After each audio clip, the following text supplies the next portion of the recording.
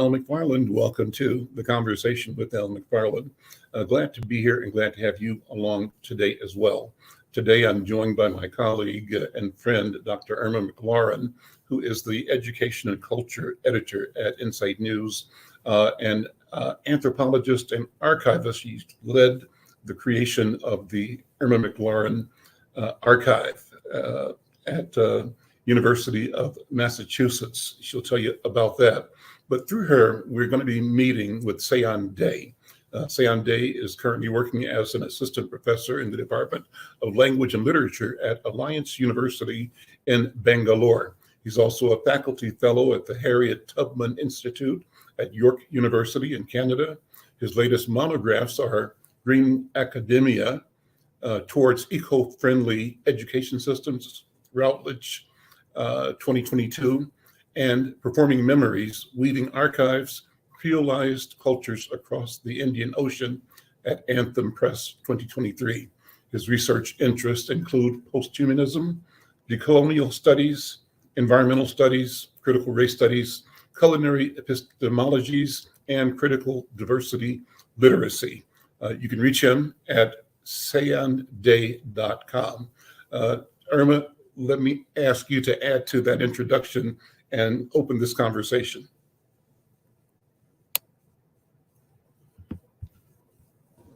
Absolutely happy to join you. I met Sayan Dey when he was at the Diversity Institute at Wits University in Johannesburg. And he invited me to give the first post-COVID lecture about archives. And it turns out that he also does a show in which he talks about archiving. And in fact, I must say that the interview they did with me that talked about the archive inside of you was actually the subject of the talk that I gave when I received the honorary degree from my alma mater, Grinnell College. But Sayan Dey is, he's in literature, but he's part anthropologist, he's historian, he is an African diaspora scholar, and he is prolific. And I was pleased that he asked me to do some jacket notes for his latest book, which is called Performing Memories. I think we have a copy of that that will show. Performing Memories and Weaving Archives, Creolized Cultures Across the Indian Ocean. And what I said about his work is that he welcomes us on a journey of diasporic meanderings as he travels through time, space, geographies, cultural encounters, and hidden histories to explore. Dey also explores how and why invisibilizations are a part of yesterday's colonial master narrative and today's post-colonial enterprise, both rooted in global anti-Blackness. And the reason I say that is that he is telling a story in this particular book about the presence of Africans in India. And that presence has been there since the 15th century, if not earlier.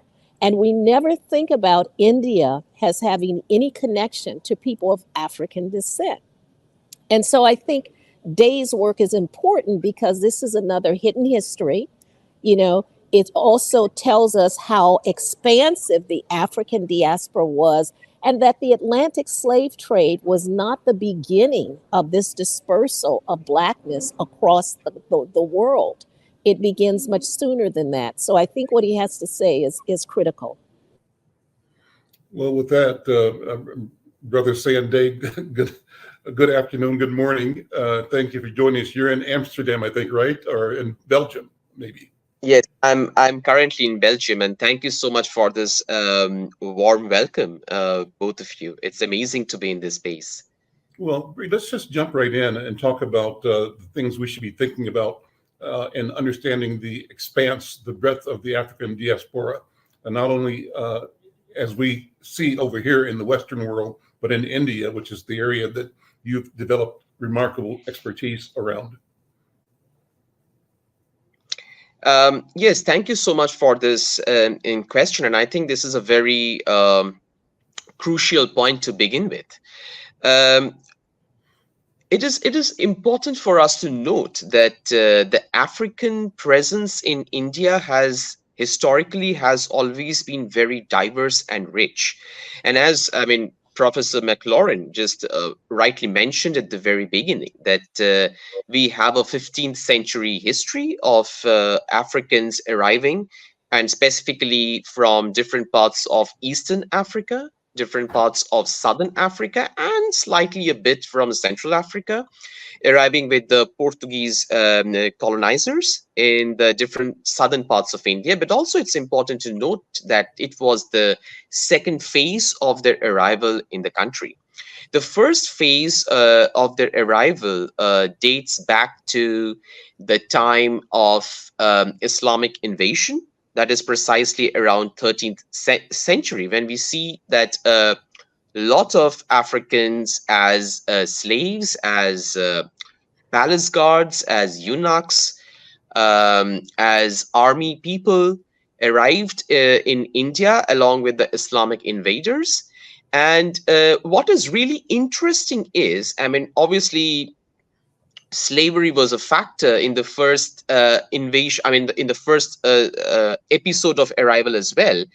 But also you see the gradual transformation that they undergo in the process. So to further elaborate, what do I mean by gradual transformation is that, okay, fine, they arrive as slaves, but many of those Africans who were brought as slaves, they prove themselves to be physically very superior with strong muscle powers. They prove themselves to be very honest and dedicated and committed. So many of the Muslim kings, they just thought of freeing themselves from slavery and recruiting them, let's say, as palace guards or army officers, army leaders.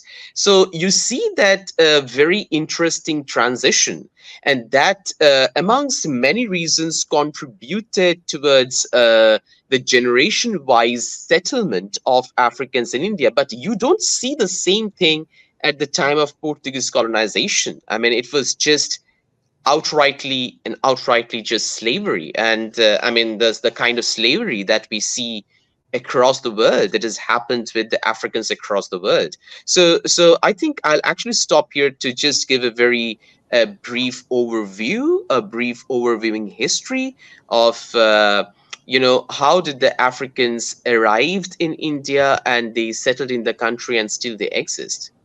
Well, as you explained, also tell us how you became interested in the work, what motivated you to take up this field of study, and what's your connection to it? Is there a personal connection to you and your family, your lineage? Yes, and I just want to add to that, because I loved the part where you talk about how you came as a child to know this history and how it's led you as an adult into this. So if you could talk about that. Oh, absolutely. And I really love that part, Al McFarlane, for asking me what are your personal connections, because that was a question that has always intrigued me amongst many questions which served as the entry point for this project. So obviously, I mean, I have no personal African connections, whether you talk about from a racial point of view, cultural point of view, family point of view, or any other viewpoints. But two perspectives, I mean, prior to what also Dr. Irma just now highlighted about one of my personal experiences, but even prior to that, I would like to highlight one thing. I mean, one aspect of my research is how from my childhood days, I have always been very fascinated by the cultures and traditions and various forms of existential and knowledge patterns of diverse interracial communities. Like, for instance, prior to working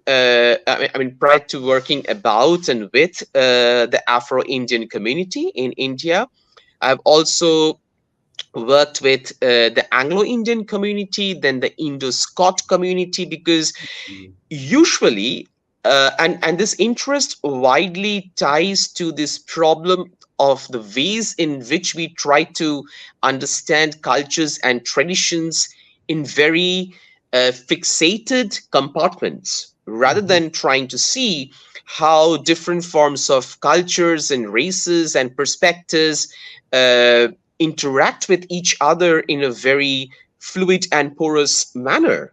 A lot of times these segments, these separate compartments do not really work. And that was the primary reason which again got me interested in the cultures and traditions of this community as well. And then now getting back to that point which was highlighted by Prof. Irma, is where as a child I remember there are a couple of districts in the state from where I come from in India. It's called West Bengal. And though I was born and brought up in the city of Calcutta, but my aunts used to stay in a different district. And in that district has a very short, like 6 years, but a very interesting history of an African kingdom. And again, initially they were slaves who later on became army leaders, and then they killed the kings, and then they established their own kingdom there. And the fascinating part is I remember as a child when I would visit the place, my uncle, my aunt, my grandparents were still then there, and they would take me around and they would tell me stories. And one thing that always fascinated me as a child is what are Africans doing in my state. Like, I obviously as a child couldn't find any kind of relationality, but I was always very fascinated, like, what African histories and African cultures, African architectures. And my aunt would point out that, you see, this particular design, this is not a very Indian design. Obviously, I mean, at that point of time, I didn't understand the nitty-gritties of that. But that sort of fascination was instilled within me to sort of think beyond these very fixated categories of perceiving our societies and cultures around us. And I think today, when I sit here, and reflect back of this experience, I think that also did have a very, very strong impact in the current work that I did for this book and I'm doing with respect to, with this diaspora, interracial, intercultural communities in India. That is to me so fascinating. One, not only that it dates back so early in India's history and in what we think about, we always think things began with the Atlantic slave trade, right? And that becomes the marker. But clearly there is evidence of Africans, one traveling about, sometimes as slaves, sometimes I know that, when we look at some of the earlier histories, there were African kings who sent their children to be educated in Portugal so they could learn the language. And then before that. But what strikes me in particular is your willingness to, one is that your grandparents and your relatives recognize that this was unique and that they told that story, but it's not told in the Indian history books, I'm sure. It's certainly not told in the colonial history books. So how do you get these stories out, and what are some of the examples of this Africanism in India that you could identify for us? I mean, I think, Prof, you just almost responded to the question that you asked, because, I mean, you're so right that there is such a strong reluctance, a strong ignorance about acknowledging this part of the history, which has been very significant and is still very significant. I mean, a lot of the musical cultures, musical traditions, a lot of beadworks in India, a lot of patchwork cultures in India that we see in terms of weaving, has vastly been influenced by the presence of this African community in India. But sadly, no one talks about it. Even a lot of people, they just don't know about this community. I can tell you, there have been back in the 60s and 70s, obviously, when I was doing my archival work, when I was trying to look for literatures to sort of find out what are the existing works that sort of reflect on this community, who are in fact, just to inform all, that they're known as the Siddis, Siddis. They're often referred to as the Habshis as well, Habshis. I mean, Habshi usually sort of connects more to their Africanness, because prior to naming it as Ethiopia, the land was known as Habsh, Habsh, and that is from where they derived their ancestral roots, Habshi. I mean, not just from Ethiopia, but also other parts of Eastern Africa as well. But many of them trace their presence from Ethiopia. And I So, think if you want to recall, we have an image, don't we, of one of your images of people playing drums. If we can show that yes, while you yes, talk yes, about yes, it. yes, absolutely, and this actually, I mean, this image very much ties down to this question, because a lot of these archives, like for example, I have my own archives called the Roots and Roots, which is ROOTS and ROUTES, Roots and Roots.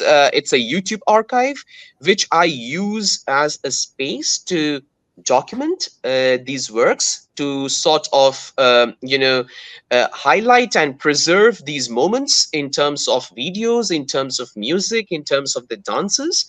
But the reluctance is both ways. One is that, obviously, which sort of opens up the question to what extent racism is very much prominent and is very subtly played out within the Indian knowledge system. It has always been there. I mean, just to let everybody know that racism really didn't come in India with the European colonizers. I mean, even prior to the European colonizers, racism was there, which was color-based, which was caste-based, class-based, gender-based, and geography-based, and you can take many other examples. It only got sort of increased with the European colonizers and is still very much there. And this whole ignorance of this deliberate ignorance of the histories and cultures of a particular community and about the contributions that they still make towards the Indian society is a very racialized approach of understanding Indian history, which is, in the present right-wing regime, we can see how much it is undergoing erosion. I mean, sort of erosions and erasures of ideas and perspectives. That is one thing. And because of these erasures, many of us are not just aware like African communities exist in India. I mean, until unless you tell the people, until unless you start documenting these kind of works in terms of writings, in terms of videos and audios and photographs, that is when people, start getting fascinated. Like, well, I mean, is it so? How do they exist? From where do they come from? So this is, there are obviously many other reasons, but these two serve as very prominent reasons that why we have systemically and very strategically have not acknowledged the presence and the cultural values of these communities to date. How do the systems of caste and color and identity overlap? Is there a question, of the Africans in India? How do they fit into the traditional structural caste and colorism modalities? I mean, it's actually very complex. It's very complex, and this is, I think, a very provocative question, because what happens is, so just to explain the context why it is very complex. So according to the Indian Constitution, once India got judicial independence, as I always put in, as the government of India, in the name of sort of empowering, as they use the word, the various so-called socially, culturally, and economically marginalized communities, they introduced these categories. It called scheduled castes, scheduled tribes, other backward castes, and based on a system, and which is again very problematic, very questionable, where they categorize one community as more oppressive than the other, and then they generate these categories. And usually the scheduled tribes category is a particular category where the indigenous communities are a sort of put into that particular framework. And on a similar note, the Afro-Indian community in India are categorized within that particular category. But from the lens of the caste system, they are basically perceived as outcasts. Mm. And till date, they experience extreme levels of harassment, extreme levels of ignorance, where, like, a lot of narratives exist where people would go to the banks. For instance, let's say they want to open up their bank account, and they have all the necessary documentations that one requires. But then people, knowing who they are, still they will be harassed by saying that, well, it's a fake document, you don't look like an Indian, you look like an African, you are bringing in a fake document. And Mm. you get a letter from the police. Go to the police station, get a sanctioned letter that you are genuine, and then come. And then what happens when you go into the police station? It's like a chain. You are harassed, you're asked to Mm. pay a bribe, or if you are a woman, you may be subjected to sexual harassments, Wow. and at the cost of that, you get the facilities. So this is just one of the many such traumatic experiences that they undergo on a very regular basis. Irma? Wow. I mean, I'm hearing so many elements of what we hear again, like with indigenous people. You don't look Indian, right? Or Native American. And so now they're saying you don't look Indian in a particular kind of way. And yet, of course, these communities have not been in isolation, right? They've mixed up with other groups that were indigenous to India itself. And so I think Al's question about, okay, so they're outcasts, but what happens when they start to intermarry? Or do the people who marry them then become part of that particular group? And you talked about the city as one particular group in Gujarat, I think. And also, so is there evidence also in Bengal too, where you still have these groups? This is actually a very interesting perspective to look at, because if you look at the tendencies of these communities, usually what they do is, it is by their own choice. Actually, they wish to marry within their communities, because the number one reason is they don't want to lose their Afro-Indian identity, their Siddhi identity. And one interesting perspective is that this community, the cities are mostly Muslims. Just to first tell, the cities are mostly Muslims, especially in Gujarat. But you find the cities in south of India are Christians, because they mostly came with the Portuguese invaders, the colonizers. So they do marry other Muslim people from other communities, but they try to ensure that even the person who that they are getting married to, they at least ability and understanding about the Siddhi cultures and traditions. That is one thing they try their best to ensure. Obviously, I mean, every time that is not a possibility, but they try their best to make sure, so that at the end of the day, they don't lose their Afro-Indian cultural roots. They don't lose their ancestral roots that they still struggle very hard to preserve in terms of their spiritual worships, in terms of music and dance. Wow. We're So, out of time. Al, Go ahead. yes, I was going to say that this has been so fascinating because I mean, we actually have to get Sayan to write something, because I think this is one of those stories that needs to be translated into the 7 languages. Mhm. Al does an Afro Descendente column that is translated into English, Spanish, Portuguese, Somali, Swahili, French, and what English. else? And English. Oh, yeah, yeah. And so I think writing something too would be really important to continue the conversation. Well, we're out of time right now, but this is absolutely fascinating. Sayan Dey, I'm pleased to meet you. Thank you for sharing your knowledge and your work with us.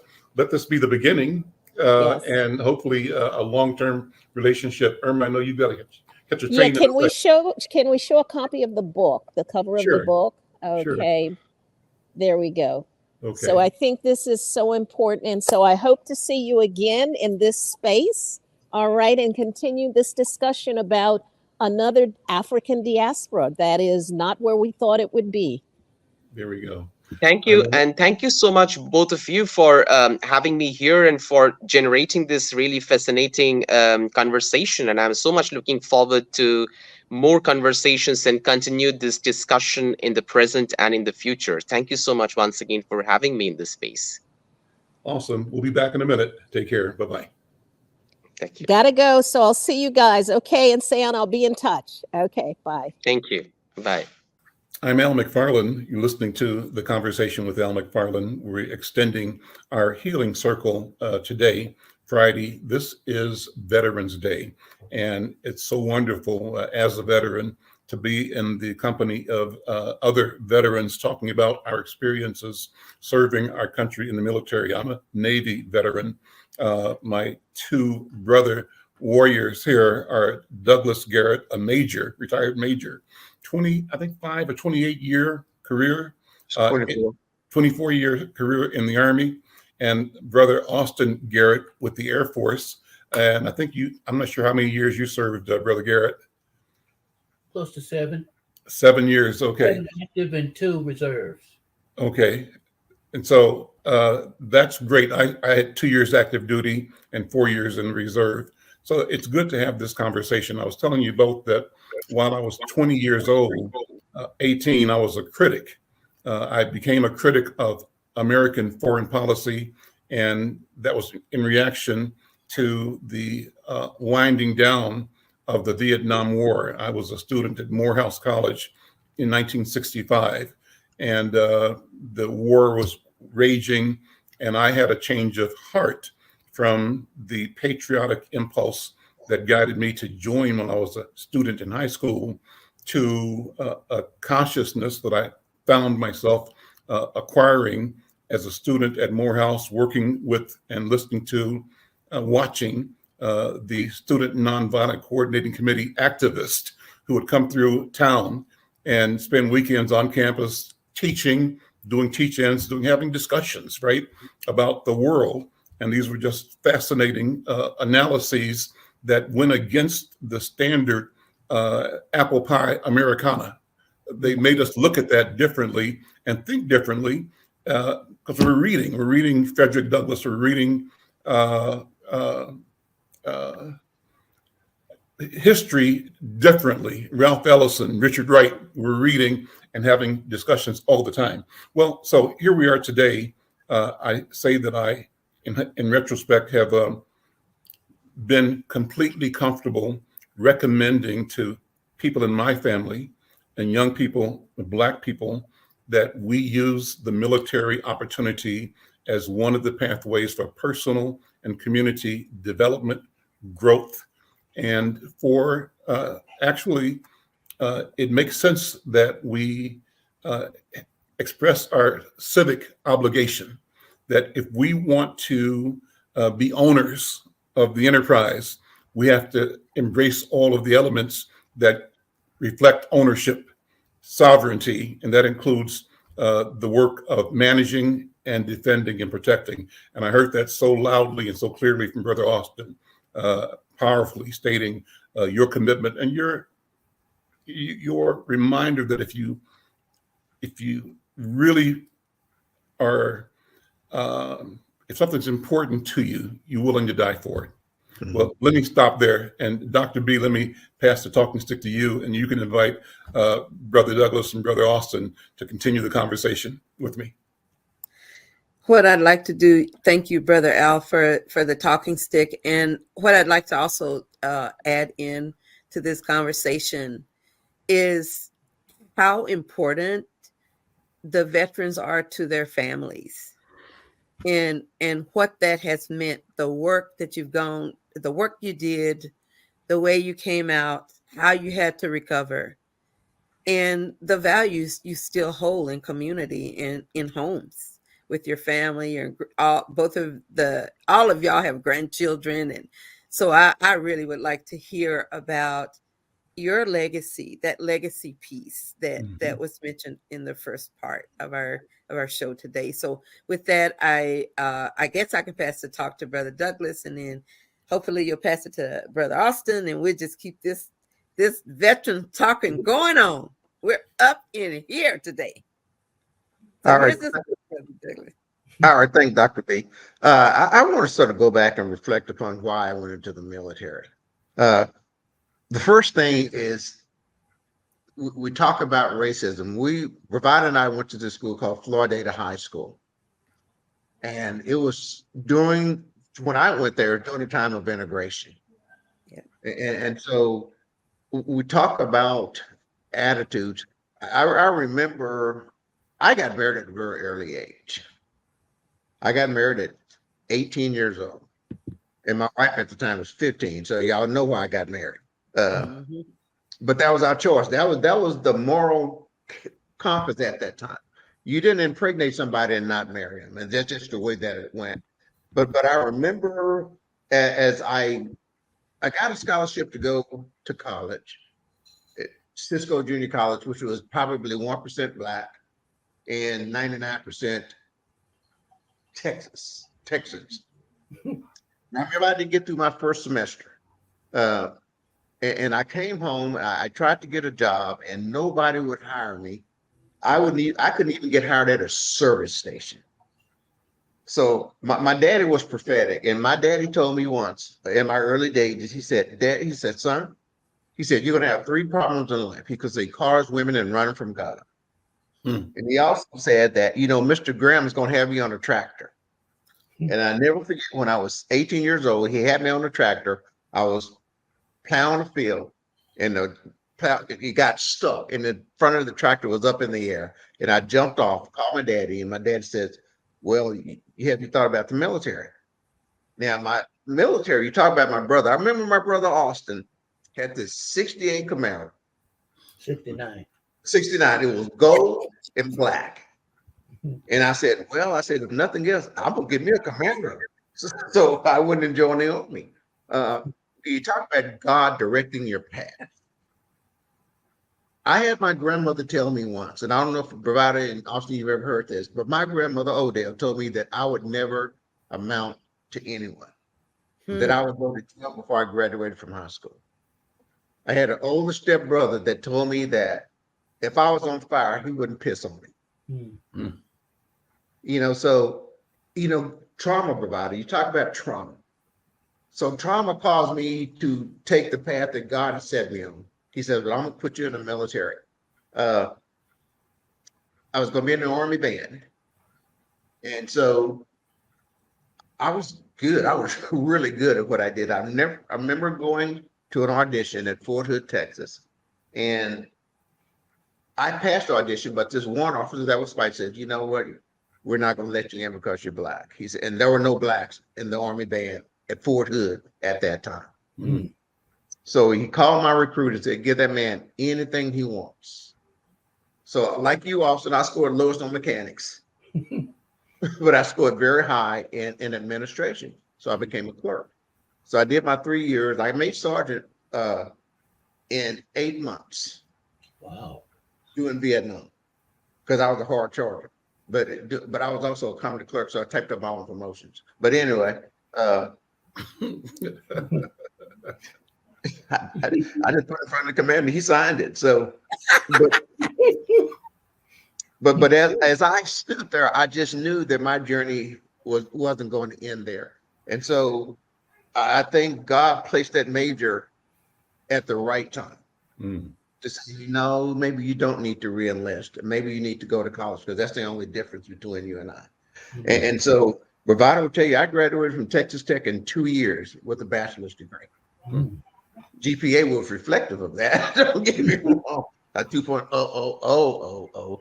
But it got me back in the military. Now they put me in field artillery because there weren't enough African Americans in combat arms. But I remember going to field artillery school, and then first thing they gave me was a calculus and a protractor. I couldn't even pass modern math. You know, but I learned and I practiced, and it was a white sergeant that helped me get through it. But I remember my mama calling me one night, said, "I'm praying for you," because when I started, there were 33 African Americans in my class. The only one that graduated was me. Wow. And I remember my mom prayed and prayed and prayed, and I felt that prayer. So the very next day, I got a call from the Department of the Army saying, "We're going to branch transfer you. Where do you want to go? Here's your choices of branch: finance, intelligence, and human resources." So since I was human resources in the as an enlisted person, I went human resources in the Army, and I excelled. Now, here's where it gets a little dicey. You talk about legacy. One reason that my biggest problem was not really external. My biggest problem was internal. My biggest problem was I didn't select the right mate. And my mom told me once that, you guys are oil and vinegar, and so she loved her, but so it made it very difficult for me to fight on all fronts. I would have to fight being not Black enough. I would have to fight not being white enough. I would have to fight a dysfunctional house. Mm-hmm. And I did that for 20 years. Mm. But God got me through it. But Bobby, you said we develop from our strengths. Trials and tribulations will pay if you look at it in the right view.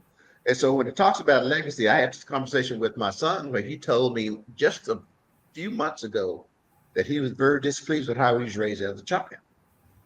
And I said, "You know what?" I said, "I agree with you 100%. I said, because what you feel is your truth. I said, but that's only 50% of the story. Mm-hmm. I said, so I'm going to let you think about what you said. And when you're ready to have a real, true conversation, I said, then I'm ready to have it with you. I said, but I'm still your father." Mm-hmm. I said, so you look at me, at the total, look at all I gave you, look at what I prepared you for. And you tell me if the good doesn't outweigh the bad. Mm-hmm. So we had the conversation. So I say that to say this. When I went and I was diagnosed with PTSD, it surprised me. Mm-hmm. So I said, well, how was I able to function? She said, because you're a highly functional person. Mm-hmm. So to say what you see, the people on the outside don't know what you feel on the inside. Mm-hmm. Yeah. And so the military really, it should have broken me, but it didn't. Because nothing I had to do, it was God. I remember, Al, I was up for lieutenant colonel, and I had a major car wreck that should have killed me. Mm-hmm. And so I remember as I was laying there, I remember seeing, it was dark. I remember seeing a very dim, pin-sized white light. Mm-hmm. And I remember saying, God, don't take me now, because I don't know who's going to take care of my kids. Right. So that was when I knew this is supernatural, right? And so I get out soon thereafter, and I was in pretty good shape in the sense of there. But then once I got out of the military, I got out of that box. Then I began to realize how damaged I was. Mm-hmm. And so that prompted me to go get another degree. I got 2 bachelors, one in sociology, I have one in business management, and then I have a master's in family studies. That prompted me to take my family studies. So I want to figure out how family structure, family dynamics, and certain stages of development affected who I was today. Mm-hmm. And so it pointed me toward fathers. Mm-hmm. God said, train them in the way that you would have them go, and they would never depart. And the father is the spiritual leader of the house. So I was none of that. Mm-hmm. I wasn't a spiritual leader. I was too busy trying to fight the demons. Mm-hmm. So I didn't become a spiritual leader. So when my son said that he wasn't happy, he was right, Mhm. because I didn't lead with God as my, and so I said, but I'm here now. Mhm. I'm here now. So I want this legacy to be a positive legacy. I said, whatever you feel, son, I said, know that I'll always love you and I will be here for you, whatever you need. And so I say that to summarize in the sense that God directs your path, and it's not going to always be easy. And it's because of the difficulty that I can appreciate where I am now. I'm financially stable. I'm emotionally stable. I have a wonderful wife, and I can sit and look out of my window and saying, this God is good. That's right. And that's what it's all about. But the military really showed me who I was. I mean, to have gone through that, you cannot say that I did that on my own. It's more than luck. It's more than circumstance. It's divine intervention. Thank And you, so Denise. if we would all focus on God's plan for us, then I think this would be a better world. It's about love. It's about personal respect. And I think when you look at these uh, issues going on in society today, again, I truly believe this is only the tip of the iceberg. But whatever's going to happen, God got his hand on it, Yep. and it's going to come out for the good. Yep. And so that's where I'm going to hang my banner right now, is wait for God to do what God does. And I'm going to be all right with that. And I can accept my faults, but I also know that there's some goodness in me as well, because God is in all of us, right? That's right. Amen. And So so go ahead. I'm sorry. I said, so when you think about your legacy, I'm hearing you say a couple of things. One of them is taking bad things and making them good. Mhm. The second thing I hear you say is that one of the legacies that you're passing on is that parents, fathers, they do their best with what they've got at that time, Right. and that there's still tomorrow. As long as you've got breath, you can keep doing it. I'm here now. And I love those three things, how they kind of hang together and define a lot of who you are and why you are, giving God the glory for even the difficult times that make you the man you are today. And I'm just wondering, do you think that's similar? I'm just going to shift it in a minute, Brother Douglas. Do you think that's similar for you, Brother Austin, in terms of what Douglas just said about the legacy issues? Yes, I think there's a lot of similarities. Uh, Douglas asked me once he should he get out of the army. He was going through some struggles somewhere, and I do understand that, being a military man during the 60s and the 70s. And he said, "You think I ought to get out?" And I said, "Hell no! You got 17 years in. It's too late now. Mhm. No, you finished it off. That's probably the one thing I would have done. I would have stayed in longer and uh, and and got a retirement. I had an opportunity before I got out to go into the Navy. My friends were going to officer candidate school, OCS, Mhm. and they had a venue, a path for us to go into the Navy as officers. And but people hated the military, and my life was the trauma, my lack of confidence in myself, the Right. lack of self-respect, those things, the guilt I had from my family, my wife and children. We were all still together, but those things played a big part in my decision. I was not living the Christian life I was brought up to live. Right. In Right. fact, I was more or less rebelling against it.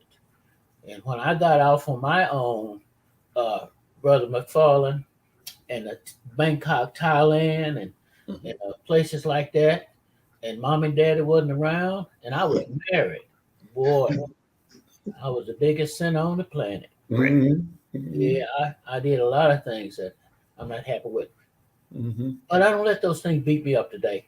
That's right. Young, we make mistakes, we grow, and so I'm learning how to forgive myself. So this program that you have about healing is powerful. I didn't realize that you and Dr. B would roll us into this kind of healing thing that I'm seeing happening to all of us today. One quick thing, I don't have a lot more. I have an 18-year-old son here. It's mostly belly. I got to feed him in a minute. But one of the things that I remember when I was in Vietnam in Da Nang, the DAP thing Douglas mentioned with all the black military guys. Oh my goodness, you go to lunch in the mess hall and you would spend 15 minutes dapping. Every time somebody would come in, you would do all this. It was powerful. It was powerful. I've never felt that kind of camaraderie before. I mean, those brothers were serious, man. We had some, man, you're talking about power. It was there. And we pretty much did what we wanted to do. We got rocket attacks in Da Nang. They call it Rocket City, and we lived through that.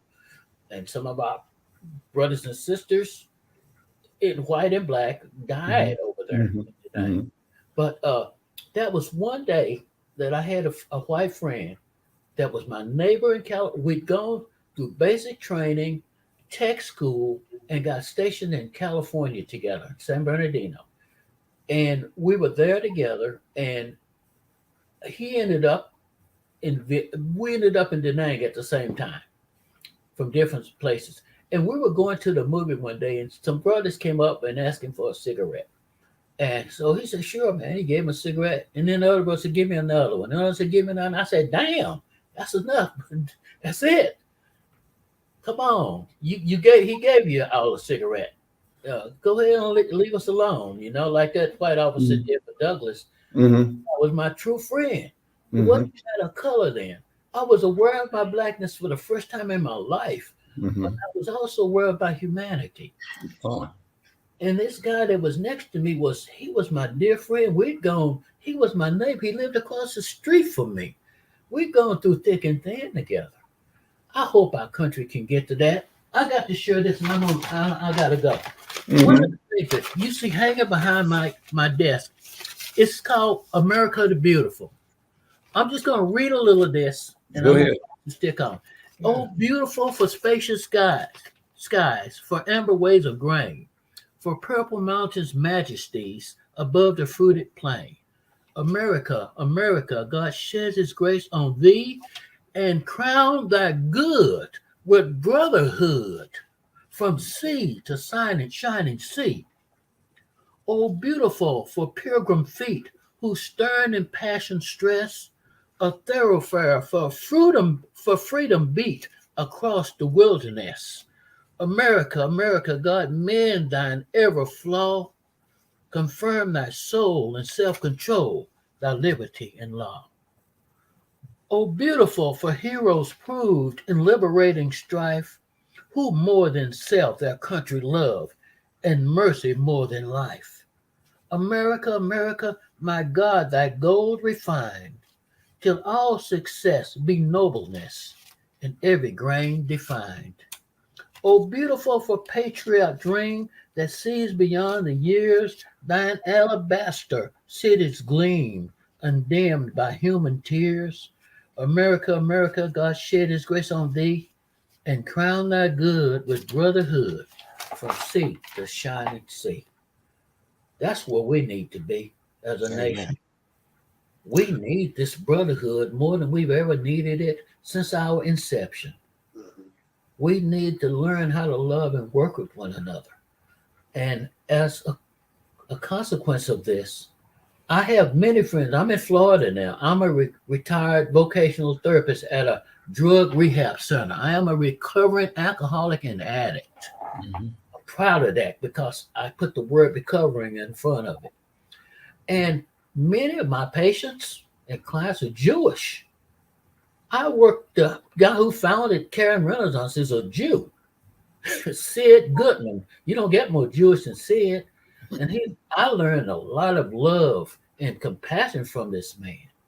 And when this thing happened in Israel last month, I reached out to some of my friends on Facebook and I said, I'm so sorry. I feel so hurt about what happened. And some of them responded to me, but I just hope no more innocent people on either side have to die. Mhm. Wow. Mhm. Man, on either side, they know what this thing is about. On either side. And look what's happening. Only God can stop this thing. These children, and he works through people, by the way. So that don't mean we sat on our butts. Yeah, we got to move. We got to get up. We got to move and vote and have these talks. There's a lot of work we need to do, but I sure appreciate it. Brother McFarlane, Dr. B, Douglas, appreciate it so much. I didn't know how badly I needed this. And thank you. Well, Thank you know what, Brother Austin, Dr. B, Brother Douglas, I think that's a mic drop. So with that, I want to thank you all again, brothers. Thank you for doing what you do, for having given what you gave and what you continue to give. Thank you for the work of creation that guides your every breath right now. Thank you for the generations of human beings that show up in your present moment. And thank you for the generations to come, ad infinitum, into the future, into eternity. And thank you for being part of and at the center of this eternal moment. I'm Al McFarlane. We'll see you all next time. Thank you so much. Thank you for the opportunity.